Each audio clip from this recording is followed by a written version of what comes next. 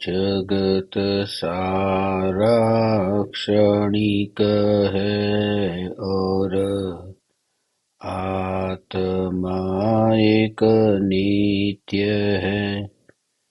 आत्मा का अनुभव बस एकमात्र नित्य है।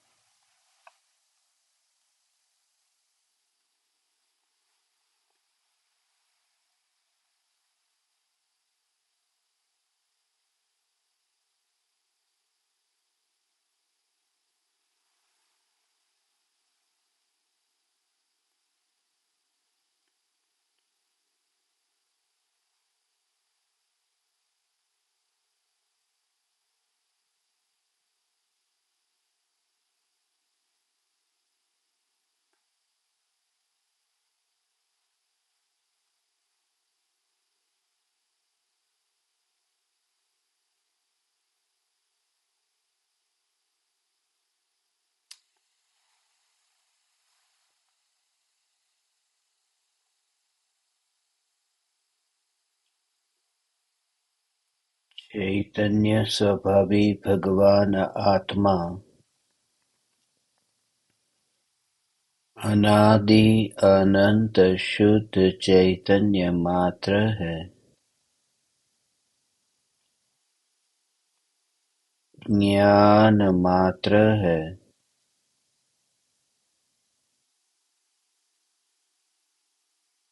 मैं शुद्ध चैतन्य मात्र,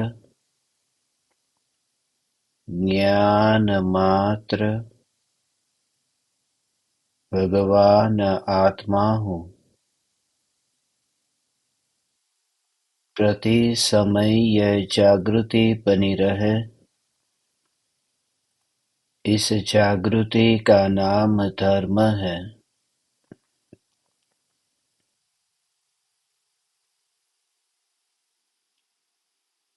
देह की प्रत्येक क्रिया के काल में निष्क्रिय चैतन्य तत्व की जागृति विकल्पों के बहते प्रवाह के काल में ध्रुव न्यायक देव की जागृति, यह जागृति ही परम धर्म है।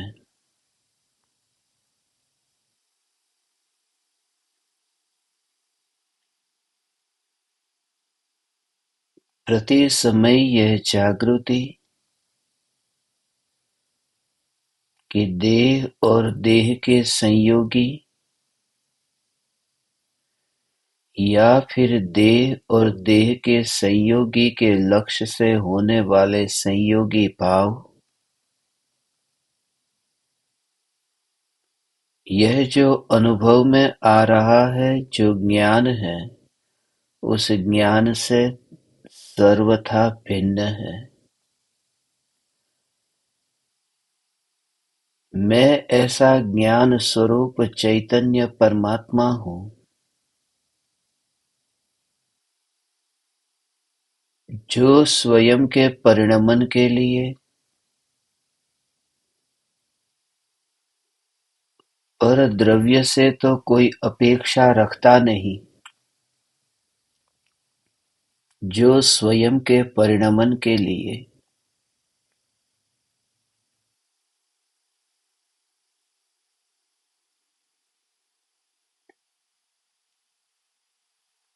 अपने त्रिकाल स्वभाव से भी कोई अपेक्षा रखता नहीं,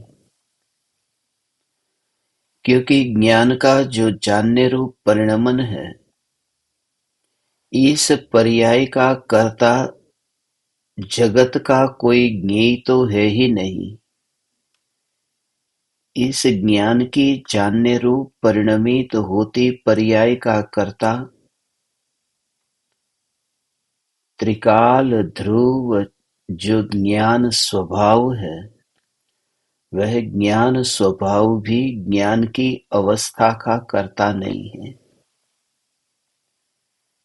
उस समय की ज्ञान की अवस्था की स्वयं की ही योग्यता से उस पर्याय का जन्म हुआ है।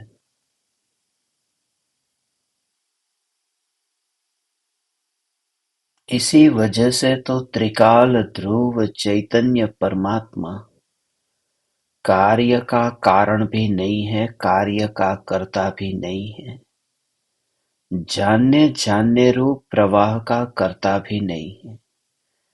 इससे दो बातें समझ में आती है। एक तो ये कि ज्ञान की पर्याय का कर्ता त्रिकाली ध्रुव न्यायक भी नहीं है, तो पर पदार्थ और ये परज्ञेय ज्ञान की जानने की पर्याय का कर्ता कभी नहीं बन सकते। और दूसरा कि मैं त्रिकाली ध्रुव भगवान आत्मा अपनी ज्ञान की पर्याय का भी कर्ता नहीं हूँ, तो विकल्प का और देह का कर्ता कभी नहीं बन सकता। इस प्रकार से पर्याय की स्वतंत्रता और ध्रुव न्यायक देव की स्वतंत्रता समझकर देह और देह के संयोगी भावों से, देह के लक्ष्य से होने वाले समस्त विकारी भावों से सहज ही छुटकारा होता है। एक समय की ऐसी अपूर्व निर्विकल्प अनुभूति, देहातीत अनुभूति, विकल्पातीत अनुभूति, भगवान आत्मा को यह एहसास कराती है कि मैं त्रिकाल ध्रुव एक सत्ता स्वरूप भगवान आत्मा हूँ, और इतना अस्पर्शी अलिप्त अनुभव कराती है कि जो भी विकल्प उत्पन्न होते हैं उन विकल्पों में गए बिना ही यह ज्ञान अपने में रह करके ही जानने रूप परिणमित होता है।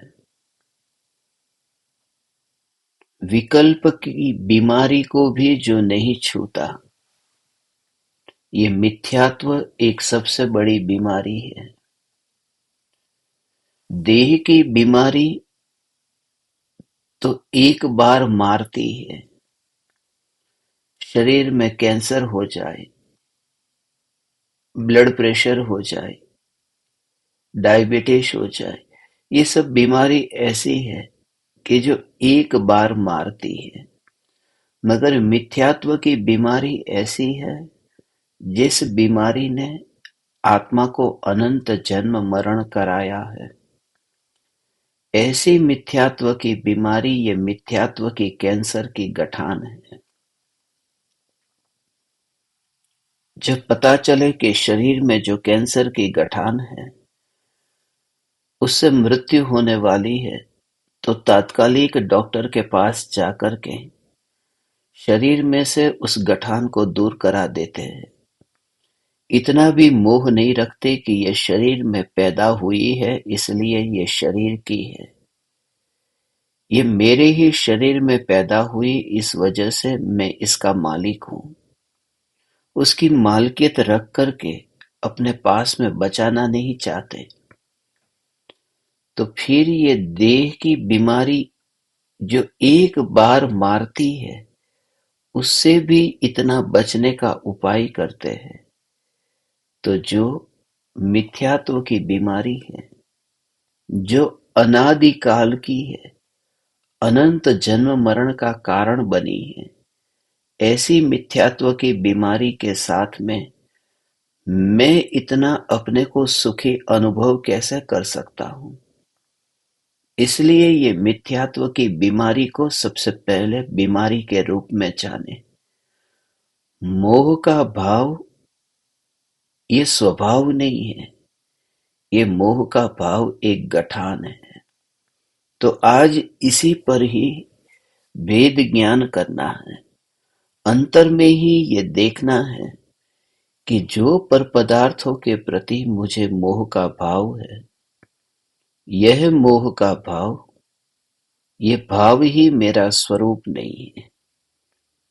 वस्तु तो मेरी नहीं है, मगर वस्तु के प्रति जो ये मोह का भाव है, ये भाव ही मेरा नहीं है। शरीर में पैदा होने से वह गठान मेरी नहीं हुई, ऐसे ही मोह का भाव आत्मा में पैदा होने से वह मेरा नहीं हुआ। मैं मोही नहीं हूँ, मैं ज्ञानी हूँ। मैं ज्ञान स्वरूप हूँ। मोही मोही मोही मान कर के ही निर्मोही दशा प्रकट नहीं हुई। मोह को सर्वथा जड़ मूल से निकालने के लिए यह मानना जरूरी है, अनिवार्य है कि मोह ज्ञान में मिला नहीं है। मोह ज्ञान में क्यों नहीं मिला? क्योंकि मोह बढ़ता है और घटता है, और मेरी जो ये सत्ता है जिसमें कोई बढ़ोतरी नहीं होती। मैं तो सुमेरु पर्वत की भांति हूँ, जिसकी ऊंचाई थोड़ी भी बढ़ती नहीं, थोड़ी भी घटती नहीं।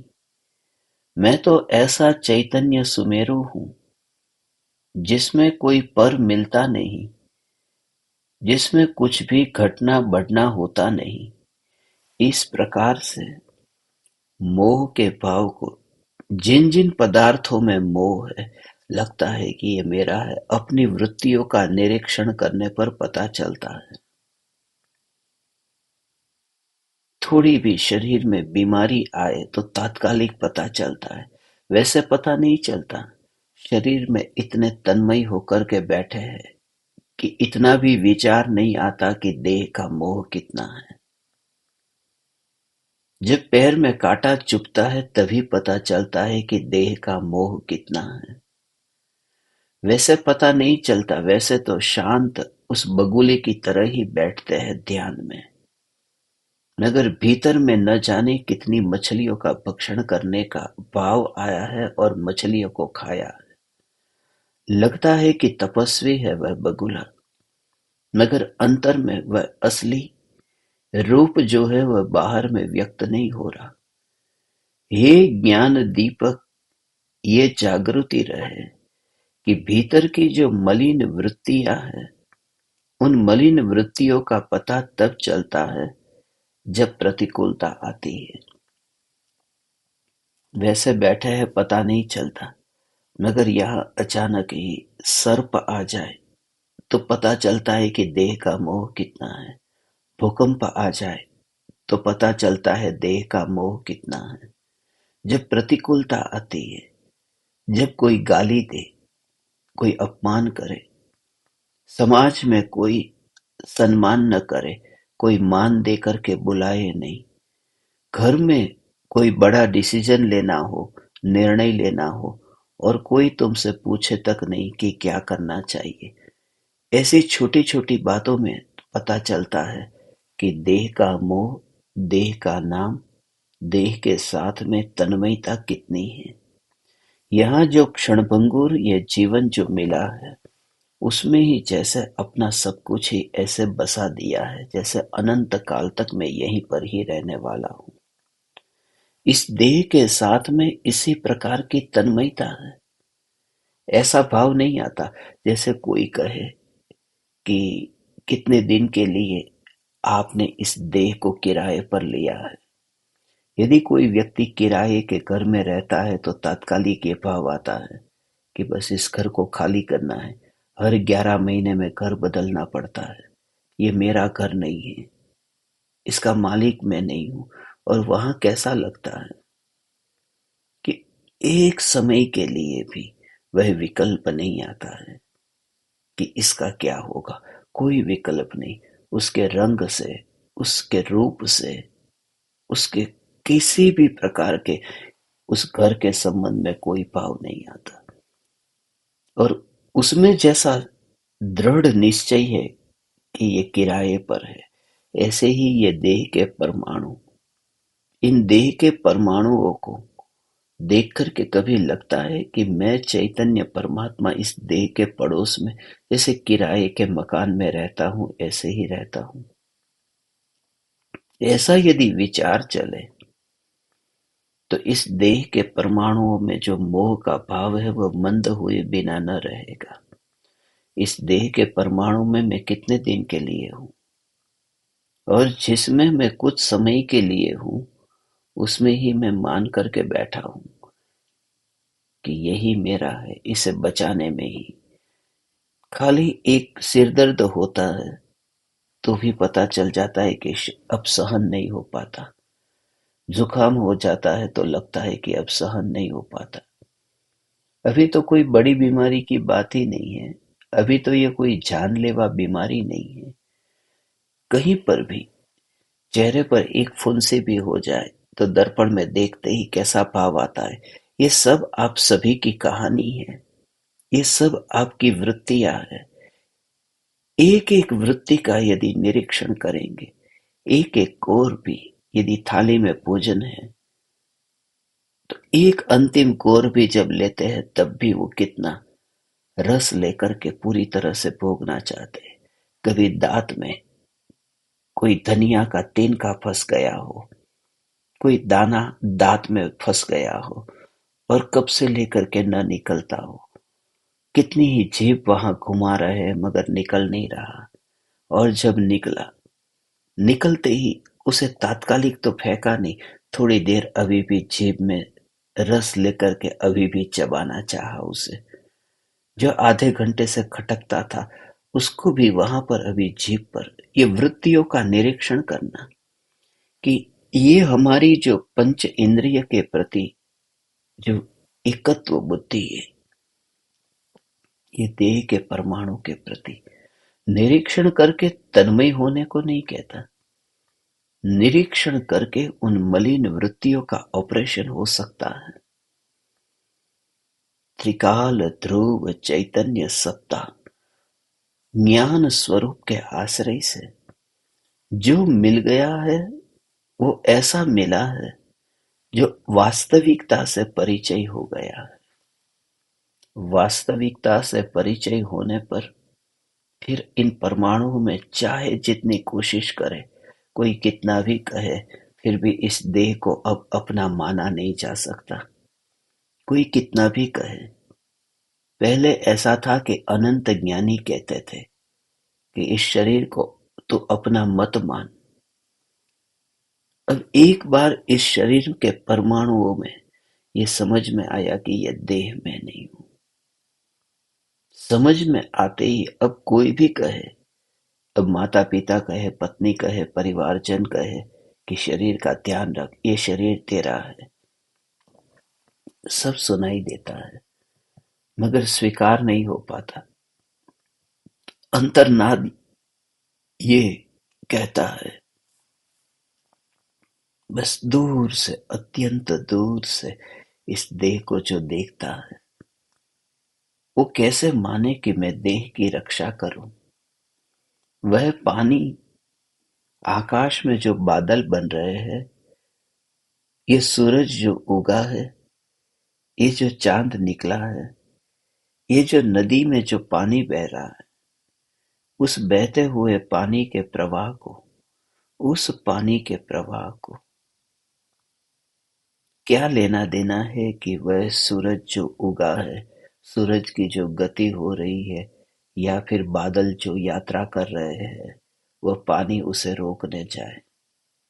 इसी प्रकार से स्व की अस्थि के अनुभव के बिना ये नास्ति से, ये मोह का नाता टूटेगा नहीं। तो इस प्रकार से ज्ञान, ये जानना, जानना, जानना, जानना, ऊपर ऊपर से विचार करते हैं न, समझ में नहीं आता, क्योंकि चित्त में इतने प्रकार के विकल्प और कोलाहल इतना है, इतना बड़ा बाजार भरा हुआ है। उस बाजार में ये चैतन्य के मौन की और ध्यान किसका जाएगा। इतना कोलाहल मचा है कि ये छुपा हुआ जो रत्न है वह रत्न दिखाई ही नहीं देता। पंचेंद्रिय के विषय के भोग इतने दिखाई देते हैं मगर देखने वाले की तो याद ही नहीं आती। ये विषयों की तन्मयता इतनी है तो इस प्रकार से मैं भेद ज्ञान करता हूं कि जो पानी बह रहा है वह बहता पानी उन बादलों को कहे कि तुम मुझ में प्रतिबिंबित होते हो, तुम तुम्हारी गति को थोड़ी रोक दो, तुम अभी बैर बिखेर मत होना। वह पानी जो बह रहा है वह उन बादलों से बातें करे। बादल कुछ मानने वाले नहीं हैं, और जड़ पानी भी ये विकल्प नहीं करता कि वे बादलों को बैर बिखेर होता हुआ, बरसता हुआ वह रोक दे। वह पानी तो खुद ही बह रहा है, जैसे निर्विकल्प बह रहा है। ऐसे ही हे चैतन्य परमात्मा, इस ज्ञान का अनुभव कर। यह जानना जानना जानना जानना जानना, यह बह रहा है। ये बहते हुए जानने में ये देह के परमाणु, ये सारे परमाणु बादल, जो भी विकल्प होते हैं उन विकल्पों को भी बादल की तरह देख। राग द्वेष के भाव हुए, ये सब बादलों की तरह देख। ये बादल हैं। ये भाव क्यों आते हैं, क्यों जाते हैं, अब उसका हिसाब मत लगा। थोड़ा दृढ़ होना होगा तुझे, दृढ़ निश्चय करना होगा कि क्यों हुए हैं ये भाव। ये घर, संपत्ति, धन, वैभव मैं बढ़ाऊं और अपना संसार चलाऊं, 7 पीढ़ियों के लिए मैं यहाँ पर धन इकट्ठा करके जाऊं। कितने विकल्प हुए, कितने कितने विकल्प हुए। मगर जो विकल्प हुए हैं उन विकल्पों को कब तक तू प्रधानता देता रहेगा? उन विकल्पों को तू जल्दी से दूर करने वाला कोई नहीं है। उन विकल्पों को छोड़ने वाला तो कोई नहीं है। सारी दुनिया तुझे बोध देती है यही। सारी दुनिया उस बहते हुए पानी के प्रवाह में जो पानी है, उस पानी को कहती है कि उस बादल को तू बैर बिखेर कर दे। ये बिल्कुल झूठा उपदेश है। ये कहने मात्र का उपदेश है, क्योंकि ये व्यवहार का उपदेश है। ये झूठा उपदेश है कि तू राग और द्वेष के विकार को छोड़ दे। ये झूठा घड़ा, उल्टा घड़ा ही यहाँ रखा है। उपदेश ही झूठे से शुरू किया कि तू राग और द्वेष के भाव को दूर कर। तू जो सत्ता स्वरूप है, इस सत्ता, भले ही तेरी गति थोड़ी अभी मोक्ष के मार्ग में मंद होगी, तू चींटी की चाल भी चलेगा मगर तू पहुंचेगा, क्योंकि तेरी दिशा जो है वह ज्ञान की है। तूने आधार जो बनाया है स्वयं को बनाया है। तूने जोर जो दिया है स्वरूप को दिया है। तेरी रुचि, तेरा पुरुषार्थ, तेरा समर्पण स्वरूप पर है। तू कर्ता बनकर के पर की ओर भटकने नहीं चाहता। तू अकर्ता का तत्व विचार करके स्वयं में स्थित होता है। विकार तो छूटेगा ही। इसलिए आज तक इतना सुनने के बावजूद भी भले तुम में कोई भी परिवर्तन न आता हुआ दिखा हो, मगर अंतर में कार्य चल ही रहा है, परिवर्तन आ ही रहा है। हे चैतन्य परमात्मा, एक समय के लिए भी तू निराश मत होना। अंतर में चैतन्य तत्व की जागृति कि बस शरीर में मैं विकार को छोड़ने जाऊं। एक स्थान पर ही तू ऐसा बैठ जा कि फिर उस स्थान से अनंत काल के लिए हटा ही नहीं जा सकता। वह स्थान है, वही चैतन्य है कि जहाँ पर्याय विराजमान होती है अनंत काल के लिए, फिर वह पर्याय इस ध्रुव सत्ता में से फिर विचलित नहीं होती है, हटती नहीं है। देह की स्थिति जैसी भी हो, अंतर में जागृति रहे। हवा भी बहती है, पानी का प्रवाह कुछ भी नहीं करता। उसमें भी और सूक्ष्म जाना कि बादलों को बैर बिखेर करने के लिए ये जो सरिता का जल बहता है, ये जो जल बहता है, ये बहता हुआ पानी भी उन बादलों का करता नहीं। यहाँ तो पानी मात्र को देख, पानी का जो शीतल स्वभाव है, शीतल स्वभाव है। वस्तु की सत्ता को देख। जब कोई व्यक्ति पानी पीता है तो उसकी जो प्यास छिपती है, बहता हुआ जल यहाँ पर आया, अंजलि भरी और वह जल को पीता है। पानी जो बह रहा है, मुंह में जा रहा है, पेट में गया, ये पानी पी रहा है। उस व्यक्ति को जो तृप्ति हो रही है, उस तृप्ति का कारण कौन है? उस तृप्ति का कारण ये बहता हुआ जल नहीं है। बहता हुआ जल ऐसा तो उसे भाव तक नहीं आता। सिर्फ शीतल जल का अनुभव, जैसे ही मैंने पानी पिया, इतना दृढ़ होना होगा कि पर्याय दृष्टि छूटे। कौन सी पर्याय दृष्टि? ज्ञान की पर्याय दृष्टि। ये जो जानना जानना जानना जानना ये हो रहा है, इसमें ही तू सत्ता को ही देख, तो तू सत्ता को देखते ही निर्विकल्प हो जाएगा। ये सत्ता का दर्शन करते ही अब तू उस प्रवाह का भी करता नहीं रहेगा।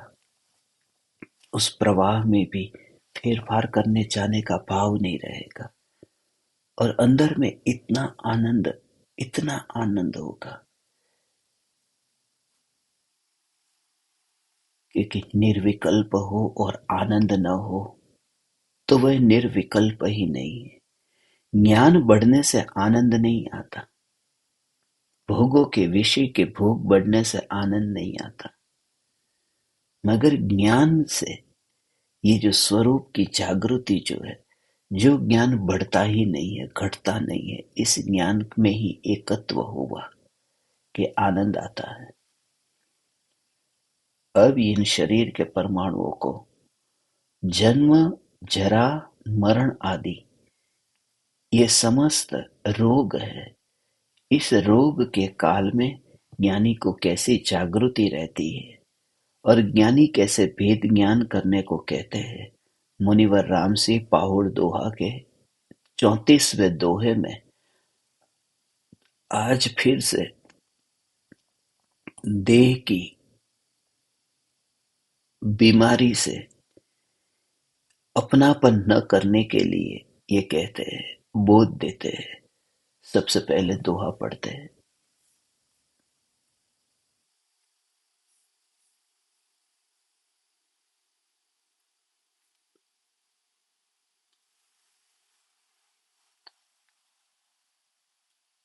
देह ही उभौ जर मरणु, देह ही वर्ण विचित्र, देह हो रोया जानी, तुहुम देह ही लिंगई मित्त।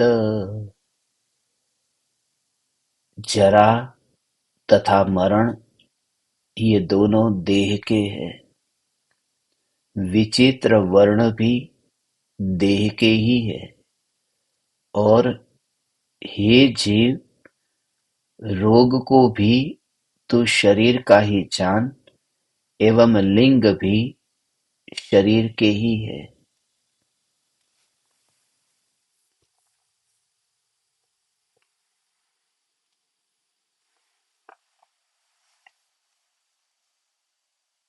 शरीर की बीमारी को आत्मा की बीमारी न जान।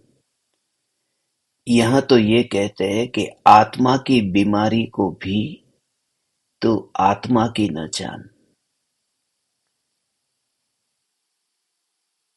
मोह की बीमारी को भी तू आत्मा की न जान। क्योंकि जिस स्वरूप का तुझे आश्रय लेना है, वह स्वरूप बीमार नहीं है। ज्ञान में बीमारी क्यों नहीं है?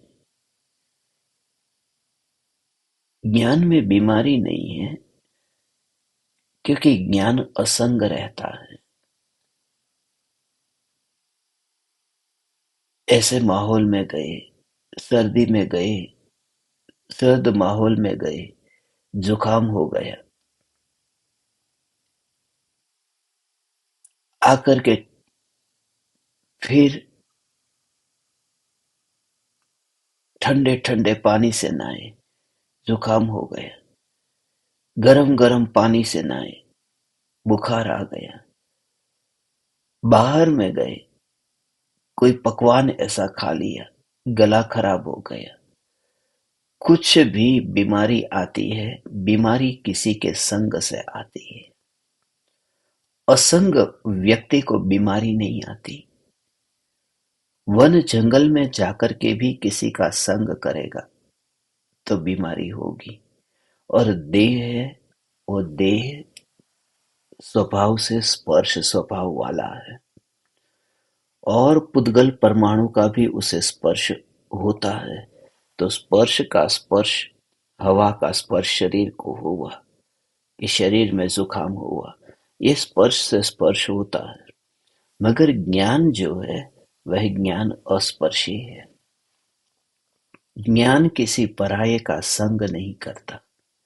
ज्ञान देह में नहीं रहता। देह में नहीं रहता, इस वजह से ही तो अरिहंत भगवान को देह के होने पर भी केवल ज्ञान है न, क्योंकि ज्ञान देह का संग ही नहीं करता। इस प्रकार से तू अपने को अनुभव कर कि मैंने इस देह के साथ में आज तक कोई संग नहीं किया। मैं ऐसा शुद्ध चैतन्य परमात्मा हूँ, ज्ञानमयी ही हूँ, ज्ञानमयी हूँ।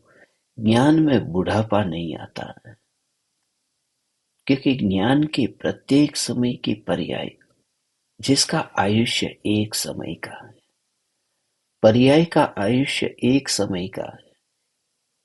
उत्पन्न हुई और मरी, मरी है, मगर मरते समय भी वहां दुख नहीं है, क्योंकि एक ही समय में दो कार्य होते हैं।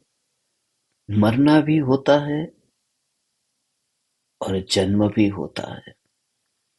ज्ञान की पर्याय का मरण भी हुआ और ज्ञान की पर्याय का जन्म भी हुआ, एक ही समय में। उत्पाद व्यय, मगर अंतर इतना है कि पूर्व की जो पर्याय थी उसका व्यय होता है, और नई जो पर्याय है उसका उत्पाद होता है। ये एक समय में ही ज्ञान का उत्पाद और व्यय, ये दोनों हुआ। दोनों होने पर भी वहां जो ध्रुवता है, उस समय भी जो ध्रुवता है, उस ध्रुवता से ध्यान न हटे।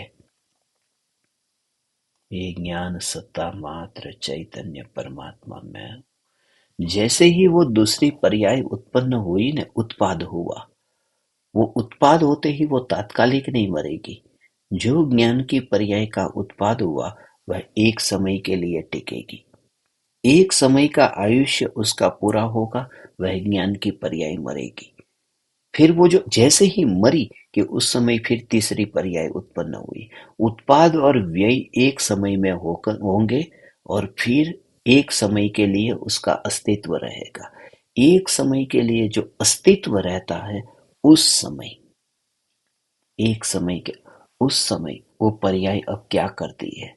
एक समय का जो ज्ञान की पर्याय का अस्तित्व है, उस समय वह ज्ञान की पर्याय ऐसा जानती है, ऐसा जानती है, मैं त्रिकाल ध्रुव चैतन्य। उस ज्ञान में त्रिकाल ध्रुव चैतन्य पना ऐसा जानने में आता है, ऐसा त्रिकाल स्वरूप जानने में आता है। और वो जो मैं वाला भाव है, वो श्रद्धा का कार्य है। श्रद्धा में सहित ज्ञान ये जानता है कि मैं त्रिकाल ध्रुव चैतन्य परमात्मा हूँ।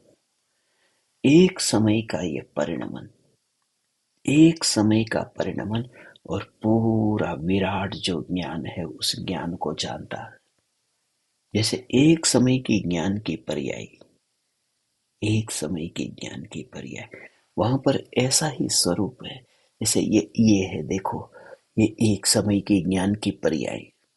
अब एक समय की ये पर्याय एक एक समय की है, और वहां सामने जो दीवार है, उस दीवार को इस एक समय की पर्याय ने छाना, एक समय की पर्याय ने। फिर ये दूसरे समय की पर्याय है। इस समय की पर्याय की मृत्यु हुई, दूसरी पर्याय का जन्म हुआ, और वो जो एक समय का ज्ञान का जानना है, ये एक समय का, अब वो दरवाजे को नहीं जाना, मगर ये पर्याय है वो खिड़की को जानती है। ऐसे ज्ञान की पर्याय बदलती, मगर ये जो एक एक समय, अब समझने के लिए ऐसी अलग अलग पर्याय समझना, मगर एक समय का ये जो ज्ञान का जानने का परिणमन है, एक काल ऐसा आता है कि वह पर्याय किसको जानती है कि इस पर्याय में, इस पर्याय में, इस पर्याय में, ऐसी अनंत पर्यायों में व्याप्त ऐसा जो ज्ञान स्वभाव, इन अनंत पर्यायों में व्याप्त ऐसा जो ज्ञान स्वभाव है, कोई विरला मेरी बात को समझ पाएगा, जो सुपात्र जीव होगा। क्योंकि जिस भाव से मैं आप परमात्माओं को कहता हूं, यदि तुम उस भाव से सुनो तो तुम्हें डुबकी लग जाए, अभी अभी डुबकी लग जाए। ये इतनी सूक्ष्म बात है कि एक समय के ज्ञान की पर्याय में ज्ञान ज्ञान को जानता है और उसमें त्रिकाल से ऐसी मोहर लग जाती है। उस समय ज्ञान के पास में, उस समय ज्ञान के पास में कहीं भटकने के लिए, उपयोग के भटकने के लिए समय नहीं है। उसे कहते उपयोग, उपयोग में समाया, जो समय सार की 181 नंबर की गाथा है, वही भाव है। मगर तू उन विकल्पों को लेकर के इस ज्ञान को पकड़ना चाहे तो वो विकल्प से पकड़ में आता नहीं है। प्रयोग जो करेगा उसकी पकड़ में ये आएगा। मगर विकल्प को मुख्य करके, अभी विकल्प से तू जब पहला कदम आगे बढ़ाएगा ना भगवान, तो विकल्प से शुरुआत होगी, विकल्प से तेरी ऐसी शुरुआत होगी।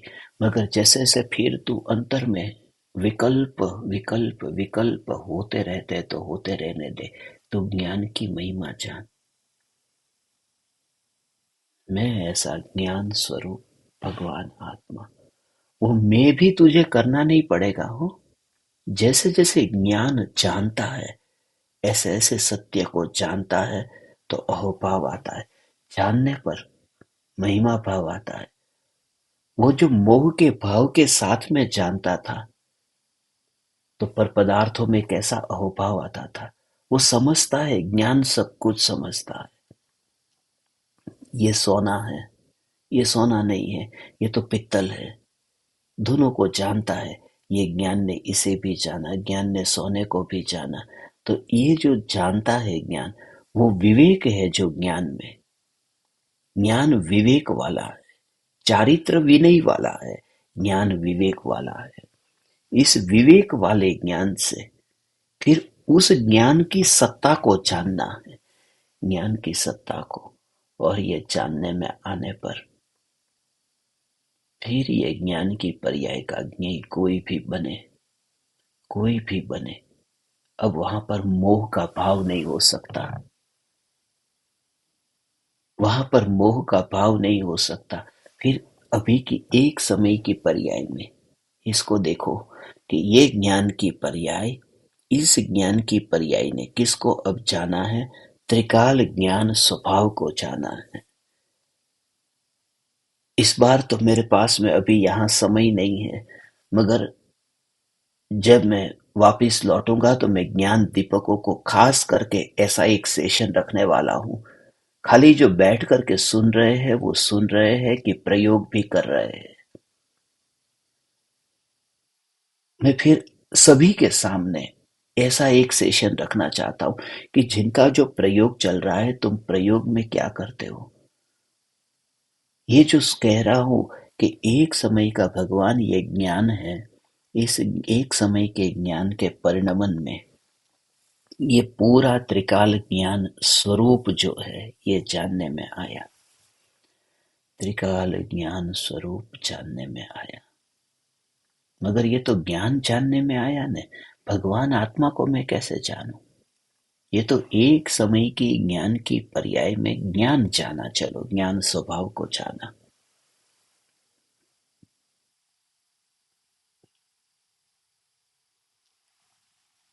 एक समय की ज्ञान की पर्याय में वो जो जानना है, जानना है, जानना है, जानना है, बस ऐसे ही एक समय के ज्ञान की पर्याय से ज्ञान सत्ता को जानते ही, ज्ञान सत्ता को जानते ही पूरा द्रव्य वहां पर है। क्योंकि ज्ञान सत्ता जो है वो उसे जाने और द्रव्य को न जाने, ऐसा हो नहीं सकता, क्योंकि ज्ञान त्रिकाल ध्रुव चैतन्य सत्ता स्वरूप भगवान आत्मा से अकेला सेपरेट पड़ा हुआ टुकड़ा नहीं है।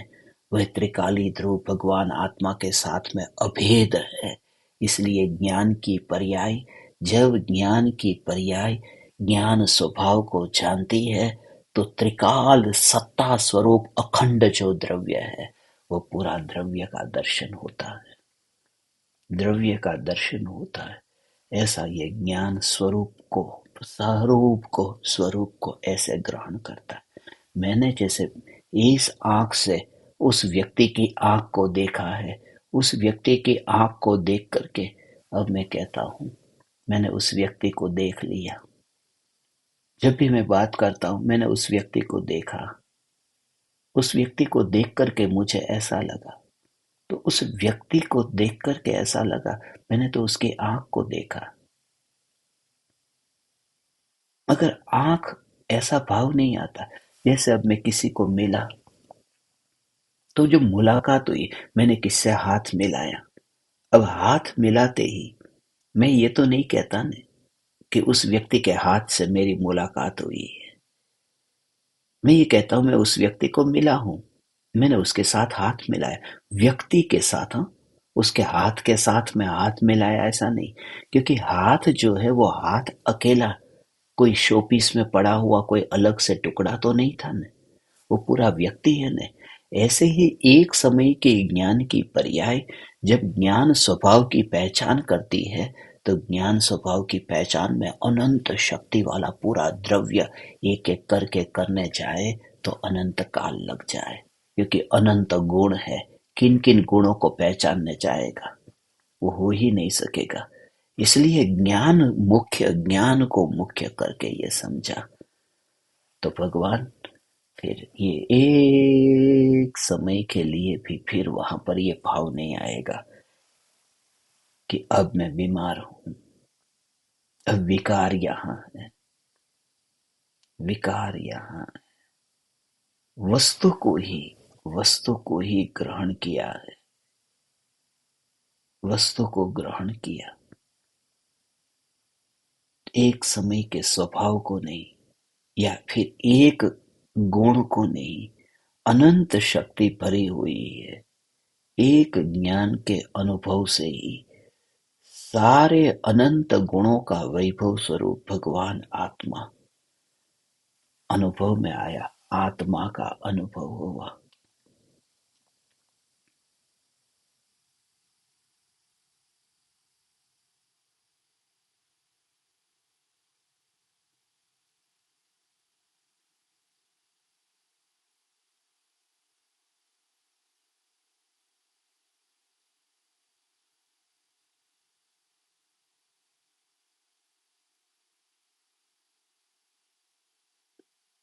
जैसे जैसे ज्ञान की महिमा बढ़ेगी, ऐसे ऐसे तो ये विकल्प से जो तत्व चिंतन अभी जो करता है, वह विकल्प से न होगा। वह तेरा जीवन भी, तेरी तत्व विचार और चिंतन की धारा भी सहज होगी। जैसे तू एक बार बैठता था, नियम करके बैठता था कि 15 मिनट के लिए तुझे नित्य कर्म करना है। अब तेरा जीवन उसमें ही होगा, मगर कैसे भी करके स्वरूप स्वरूप और स्वरूप के साथ में अनुसंधान रहे। बस ये मत छोड़ना। और इसी वजह से कैसे भी करके मुझे ये भाव आया, कैसे भी करके हमारा सत्संग न छूटे। ये औषधि है, परम औषधि है। दिन में यदि 24 घंटे में 1 घंटे का भी ये चार्जिंग यदि हो जाए न भगवान, तो फिर बार बार फिर वही विचार आता है। मुझे तो आता है, मेरी आत्म साधना में तो ये सत्संग अति उपकारी होता है। इसके लिए क्योंकि फिर थोड़े भी विचलित हुए कि फिर खत्म, फिर वापस आना बहुत मुश्किल होगा। और ये मौका मिला है, इतना सूक्ष्म भाव है, इतना सूक्ष्म भाव है, बहुत आसान है। यहाँ पर भगवान नहीं है, मैं जहां पर हूं वहां भगवान नहीं है, कोई मंदिर नहीं है, कोई तीर्थ नहीं है, छोटा सा द्वीप है, बिल्कुल समुद्र के बीच में बहुत दूर छोटा सा द्वीप है, आइलैंड है। यहाँ कोई नहीं है, यहाँ तुम भी नहीं हो, यहाँ कोई परिवारजन नहीं है। मगर ये जो सत्संग है, इससे ही ये श्रद्धा बैठती है, इससे ये दृढ़ता होती है कि तीन लोक के किसी भी प्रदेश पर आत्मा निर्भय कैसे रह सकता है। निर्भय एक ही आधार पर रह सकता है, सत्संग से, स्वरूप के जोर से। और ये परमात्मा सभी जगह पर है। तुम्हारे मंदिर तो जैसे ही तुम्हारे शरीर में शक्ति नहीं रही कि दूर हो जाएंगे। शरीर में शक्ति नहीं रही, मंदिर कहाँ है तुम्हें पता भी नहीं है। थोड़ी टक्कर लग गई, एक्सीडेंट हो गया, घर का भी पता नहीं, मंदिर का भी पता नहीं, गांव का भी पता नहीं, कोमा में चला गया। मगर ये जो अंतर का चैतन्य का सत्संग है, ये सत्संग में बस एकमात्र आत्मा होकर के ही, एकमात्र ज्ञान होकर के, ज्ञान को ऐसी सत्ता स्वरूप ध्रुव देखना, जैसे वस्तु की सत्ता को, उसका अस्तित्व जैसे मैं देखता हूं, ऐसे ही ये ज्ञान की सत्ता है। और ये ज्ञान की सत्ता बिल्कुल ही अलग से, ये आया ये गया ऐसा अनुभव नहीं होता। ये बादल बने हैं, ये बादल बिखर गए, ऐसा अनुभव नहीं होता। यहाँ पर तो बस जो जानना जानना जानना हो रहा है, इसमें भी ये जागृति का अभ्यास करना, सत्संग किसी भी हालत में हम न छोड़ेंगे। ये सत्संग करने का भाव किसी भी हालत में ये आता ही आता है, ये सत्संग का भाव आता है।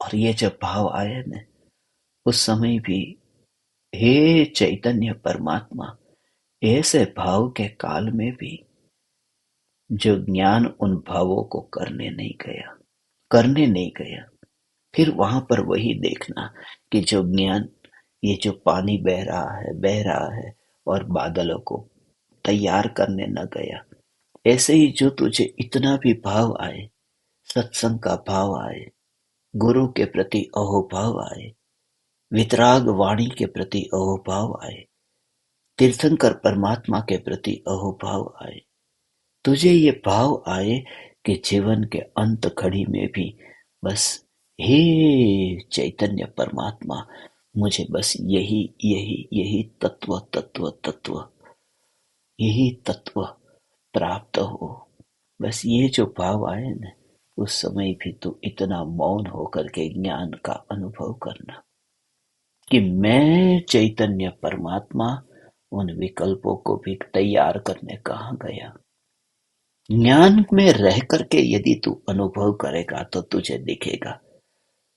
तू विकल्प रूप अनुभव करेगा तो तू जड़ है, और जड़ है, जड़ है, जड़ है, तो वो चेतन का अनुभव कैसे करेगा। मुझे सत्संग करने का भाव आया, ये भाव तो जड़ है, और जड़ में रह करके चेतन का अनुभव कैसे होगा। तू ज्ञान में रह करके उन भावों को भी दूर देख। तू बनाता नहीं है, आज करना पूरे दिन भर प्रयोग, पूरे दिन भर ये प्रयोग करना कि ज्ञान की पर्याय में ज्ञान स्वभाव जो है वही मुख्य। और ऐसा ही होता है कि एक समय की ज्ञान की पर्याय, जो मैंने अभी आपको ये बताया, एक समय के ज्ञान की पर्याय, इस ज्ञान की पर्याय ने ये जान लिया कि ये त्रिकाल ध्रुव चैतन्य स्वभाव, एक समय के ज्ञान की पर्याय में ये जाना कि ये त्रिकाल ध्रुव चैतन्य स्वभाव, ये स्वभाव परिणमन से न्यारा, ऐसी पहचान ज्ञान ने की। स्वभाव से यह ज्ञान ज्ञान उसके अंश से, हाँ, जैसे वो बूंदी से पूरा लड्डू कैसे पहचान में आया, तो एक समय की ज्ञान की पर्याय, वो त्रिकाल ज्ञान है वह तो अव्यक्त है, मगर एक समय के ज्ञान की पर्याय जो व्यक्त है, उससे ही वो ज्ञान स्वभाव तक पहुंचा है। वो ज्ञान स्वभाव तक पहुंचा है एक समय के ऐसे परिणमन में ही। वो बस बहते पानी को छू करके ही वह पानी तक पहुंच गया। ऐसे ही एक समय के जानने से ही वह ज्ञान स्वभाव तक पहुंचा। तो इस पर्याय में ज्ञान की पर्याय ने ज्ञान स्वभाव को जाना, तो फिर अगले समय की जो पर्याय होगी ना, अगले समय की पर्याय, अब ये समझने के लिए ज्ञान से एक बार न्यायक ये जानने में आया, तो अगले समय की पर्याय में, अगले समय की पर्याय में फिर जो पर पदार्थ जानने में आएगा, तो उन पर पदार्थों में अब मोह का भाव कैसे होगा, क्योंकि उसने ऐसा परम तत्व पहले जान लिया है। और उसका भी सूक्ष्म भाव है, वो उसका भी बहुत सूक्ष्म भाव है कि अगले समय की पर्याय में, इस समय की पर्याय में तो ज्ञान ने भगवान आत्मा को जाना, तो अगले समय की पर्याय में पर को जान करके फिर पर में मोहित हो जाएगा, तो कि नहीं होगा, नहीं होगा, नहीं होगा, ऐसा नहीं हो सकता है। हो सकता है, हो सकता है कि अरे भगवान आत्मा को जान लिया था और पर में मोहित हो गया, क्योंकि जो पर में अब जो मोहित हो रही है, उस पर्याय ने भगवान आत्मा को नहीं जाना। भगवान आत्मा को जानने वाली पर्याय जो थी, ये वाली पर्याय ज्ञान की, जिसने भगवान आत्मा को जाना, उसने तो आनंद भोग लिया, वह मर गई। फिर अगली पर्याय जो है वो तो नई पर्याय है ना, उसने कहाँ जाना है, वह तो नई पर्याय पैदा हुई है, उसने तो जाना ही नहीं है। यहाँ तो ये है कि जो पर्याय जानती है वही आनंद भोगती है। अगली पर्याय नहीं जानेगी तो वह आनंद नहीं भोगेगी, आनंद नहीं भोगेगी। तो फिर ये क्यों कहते हैं कि एक बार आत्मा में लीन हो जाओ तो अनंत काल के लिए आनंद भोगोगे, क्योंकि आत्मा में लीन तो ये पर्याय वर्तमान की होगी, तो अगली पर्याय का क्या ठिकाना कि वो अनंत काल के लिए फिर दूसरी तीसरी चौथी अनंत काल की पर्याय आत्मा में लीन रहेगी, उसकी गारंटी क्या है? उसका मूल कारण यह है कि वर्तमान की पर्याय ने ज्ञान को जाना। अगले समय की पर्याय जरूरी नहीं है ज्ञान को जाने, टेबल को जाना, कुर्सी को जाना, ये सब स्वरूप समझ करके कि ज्ञान की एक समय की पर्याय भी ऐसी स्वतंत्र है कि जिसमें मेरा उस पर्याय में मेरा कुछ भी नहीं चलता, कि अगली तीसरी चौथी ये पर्याय किसको जानेगी, किसको जानेगी, उसमें भी जिसका कुछ भी नहीं चलता, ऐसा जो ध्रुव चैतन्य परमात्मा मैं हूं, ऐसा इस पर्याय में जाना, इस पर्याय में जाना, आत्मज्ञान हुआ। ध्रुव का जोर आया कि ज्ञान हुआ। तो ध्रुव का जोर अंतर में ला, ऑटोमेटिक पर्याय में व्यवस्था हो जाती है उस प्रकार की। ध्रुव के जोर से अंतर में ऐसी व्यवस्था हो जाती है। हे ज्ञान दीपक, हे चैतन्य परमात्मा, ये सूक्ष्म, बहुत सूक्ष्म भाव है कि देह की बीमारी मेरी बीमारी नहीं है, आत्मा की बीमारी मेरी बीमारी नहीं है, मैं ज्ञान मात्र चैतन्य परमात्मा हूँ। ये बीमारी, फिर वर्ण की बात कही कि ये वर्णादि जो भाव है वे भी मेरे नहीं है। देह का वर्ण हो, काला गोरा हो, या फिर ये ब्राह्मण क्षत्रिय वैश्य शूद्र, ये सब देह के हैं, ये मेरे नहीं है। और देह के जो लिंग है वह भी मेरे नहीं है, स्त्रीलिंग पुल्लिंग नपुंसकलिंग, ये मैं नहीं हूँ। जब अंतर में ये ज्ञान पर जोर जाता है, ज्ञान पर जोर जाते ही ये भाव ही नहीं आता, तुम्हें एक समय के लिए भी कोई स्त्री न दिखाई देगी, कोई पुरुष नहीं दिखाई देगा। एक ज्ञान स्वरूप, ज्ञान का घन पिंड चैतन्य परमात्मा एक ही। और तब खाली स्त्री पुरुष नहीं, कोई भी जीव हो। फिर एक इंद्रिय में फिर वह निगोदिया भी, वहां पर निगोदिया भी क्यों न हो, वह भी नपुंसक नहीं दिखता, वह भी सिद्ध परमात्मा दिखता है। अब तुम्हारी वह आदत न रही कि परमात्मा को देह के साथ में ही देखने वाली, परमात्मा को देह के साथ में जोड़ करके देखने वाली वह दृष्टि छूट गई। हे ज्ञान दीपक, इस प्रकार से मैं लिंग वाला नहीं हूँ। स्त्रीलिंग, पुल्लिंग, नपुंसकलिंग तो नहीं है। ये पांचों इंद्रियों के लिंग भी मुझे नहीं है। ये पांचों इंद्रियों के लिंग भी मुझे नहीं है। पांचों इंद्रियों के लिंग नहीं है। विकल्प के लिंग भी मुझ में नहीं है। यहाँ तक कि जिस लिंग से पहचान होती है, वस्तु की पहचान उसके लिंग से होती है, तो ज्ञान से भगवान आत्मा की पहचान होती है। ज्ञान लिंग है, मगर मैं उस भेद रूप ज्ञान वाला भी नहीं हूँ। मैं तो अखंड अभेद एक ज्ञान स्वरूप भगवान आत्मा हूँ। इस प्रकार से स्वयं को अलिंग ग्रहण स्वरूप भगवान आत्मा समझ।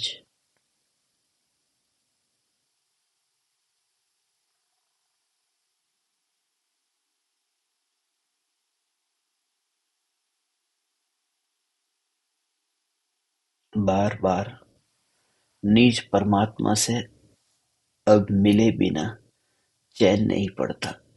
अंतर में अब डुबकी लगे बिना रहा नहीं जाता।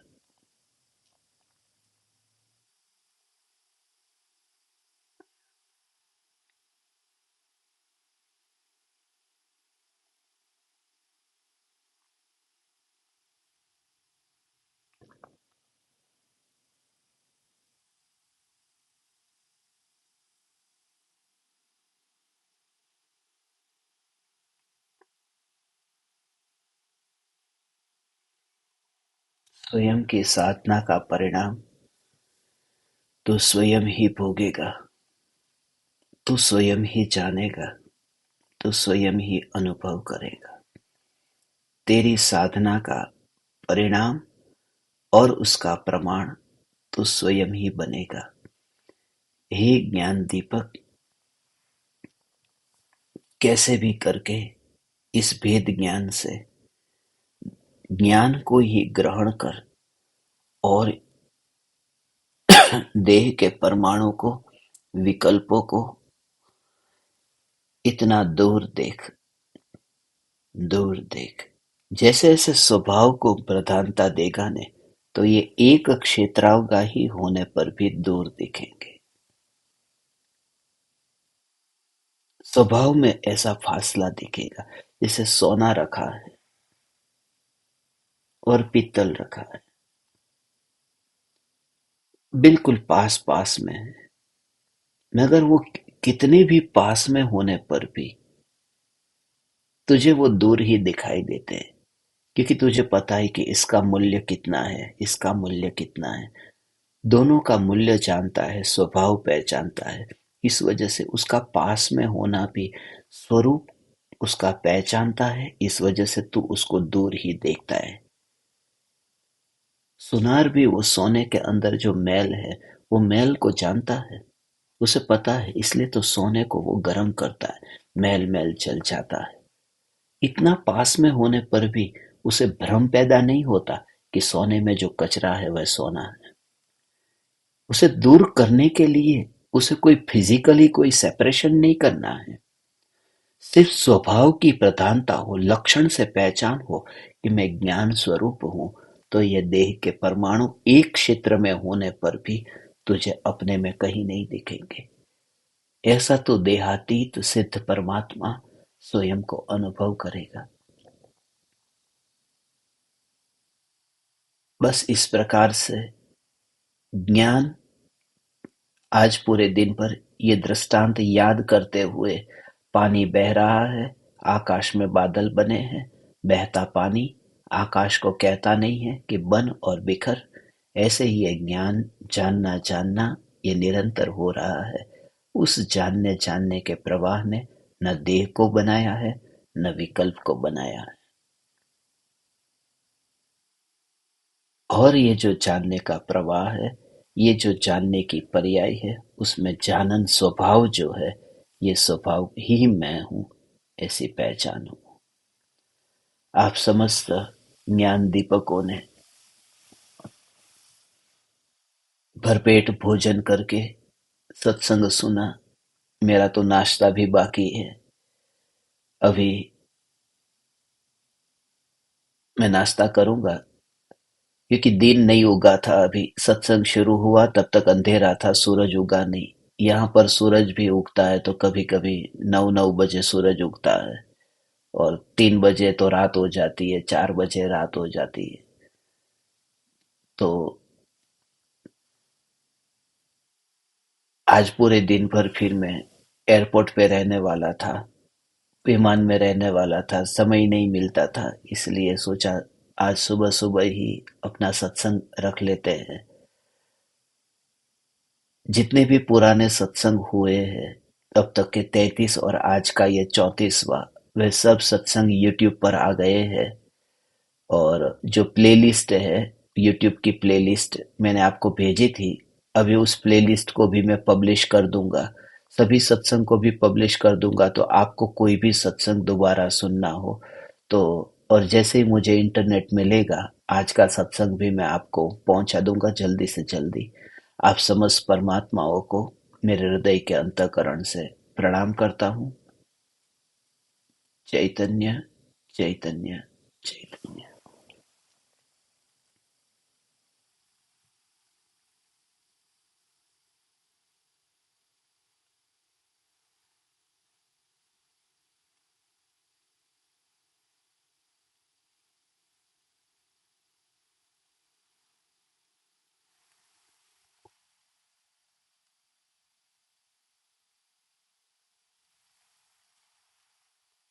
अहो अहो श्री सद्गुरु करुणा सिंधु अपार,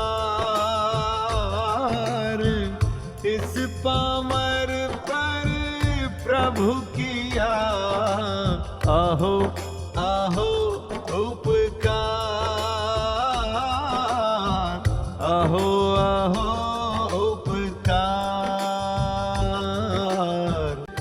देह सहित जिनकी दशा, वरते देहा